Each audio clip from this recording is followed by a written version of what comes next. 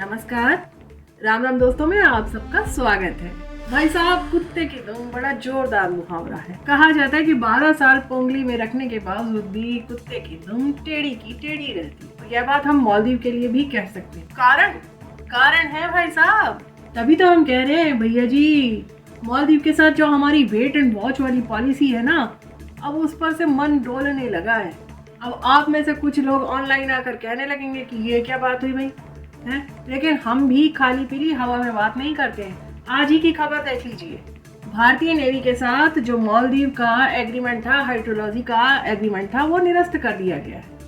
2019 में ये एग्रीमेंट किया गया था, जो अब टर्मिनेट कर दिया गया है।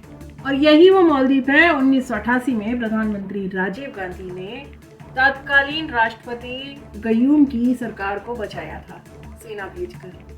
2018 में जब यहाँ पानी का संकट गहराया था, तो भी भारतीयों ने वहाँ पानी भेजकर उन्हें बचाया था। तो ये राष्ट्रपति मोइजू के जो पूर्ववर्ती थे, राष्ट्रपति सोलिहा, उनके साथ एक हाइड्रोलॉजी समझौते पर हस्ताक्षर किए गए थे। और इस हस्ताक्षर के तहत भारतीय नेवी ने 3 सर्वे भी कर लिए गए थे। इसके बावजूद अब मोइजू सरकार ने आकर ये जो समझौता था वो निरस्त कर दिया है। अब चीन के पिट्ठू मोइजू का कहना है कि अब हम यह सर्वेक्षण खुद कर लेंगे। आईने में मुंह देखा है इन्होंने अपना। अब ये पता करेंगे कि मालदीव के चारों ओर के जो समुद्र हैं, उनकी गहराई कहाँ कहाँ ज्यादा है, कहाँ कहाँ कम है। इनके पास ऐसी टेक्नोलॉजी है जो नारियल और प्याज के लिए अभी भी भारत के ऊपर डिपेंड है। यकीन मानिए, भारतीय नेवी से ये समझौता छीन कर ये चीन के पिछलग्गू चीन के हाथों सौंप देंगे और अब चाइनीज जहाज मालदीव पर पहुंचेंगे। दरअसल मालदीव के ये जो नए प्रेसिडेंट है ना, इनको चाइना का लाल रंग का चश्मा भा गया है और ये इसे उतारने के मूड में कतई भी नहीं है। अब इतनी छोटी सी बात अधिकांश भारतीयों के दिमाग में नहीं आ रही है। भाई साहब, अगर दिमाग में आई होती ना, तो जो इस साल मालदीव का पर्यटन का जो रिकॉर्ड टूटा है ना, अकेले भारत से 2 लाख पर्यटक गए हैं मालदीव।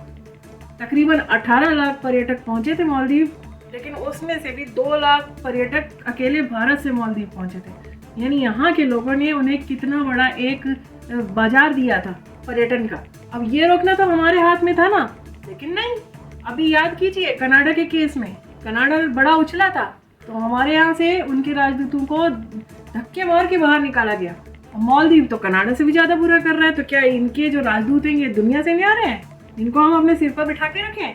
यहाँ जब आपसी संबंध खराब हो रहे हैं तो इनको भी बाहर का रास्ता दिखा देना चाहिए। आप में से कुछ लोग कह सकते हैं कि भाई हमारी क्या औकात है ऐसा भारत सरकार को रास्ता दिखाने की, लेकिन अगर आप खुद मालदीव की पॉलिटिक्स को फॉलो करते हो तो आप भी यही सरकार को सलाह देंगे कि इन्हें धक्के मारकर बाहर निकाल दिया जाए। जरा सुनिए मालदीव की इस खबर पर, जिसमें मोइजू की पार्टी के एक लीडर ने क्या कहा भारतीय राजदूतों के ऊपर, कि भारत के राजदूत जिस आवास में रह रहे हैं उस पर मालदीव को हमला कर देना चाहिए।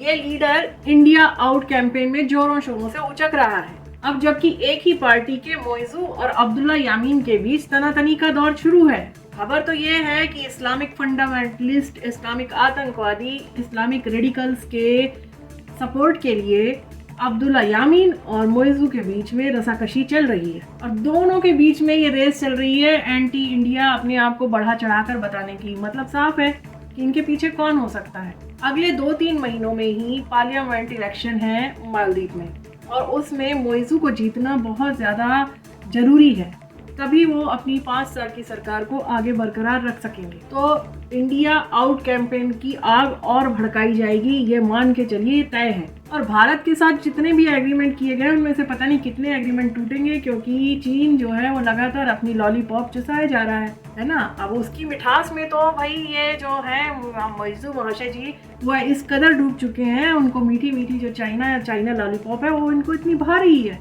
तो ऐसे में भारत को भी तो कुछ करना चाहिए ना। उन्हें कोई एग्रीमेंट, जितने भी एग्रीमेंट होने वाले हैं उनको होल्ड पे रख देना चाहिए। मालदीव को जाने वाली जितनी सामग्री है, जितनी राहत सामग्री है, कोई भी सामग्री जाने को रोक देना चाहिए और इनके राजदूतों को यहाँ से धक्के मारकर बाहर निकालना चाहिए, तभी इनको पता चलेगा। और हमारे जो संबंध है उनकी लुटिया तो मोइजू साहब लुटाने में लगे हुए हैं। इनका जो चश्मा है वो हम कितना भी प्रयास करें, चाइनीज चश्मा, इसको उतारने का हम जितना भी प्रयास करें, लगता नहीं कि हम उतार पाएंगे।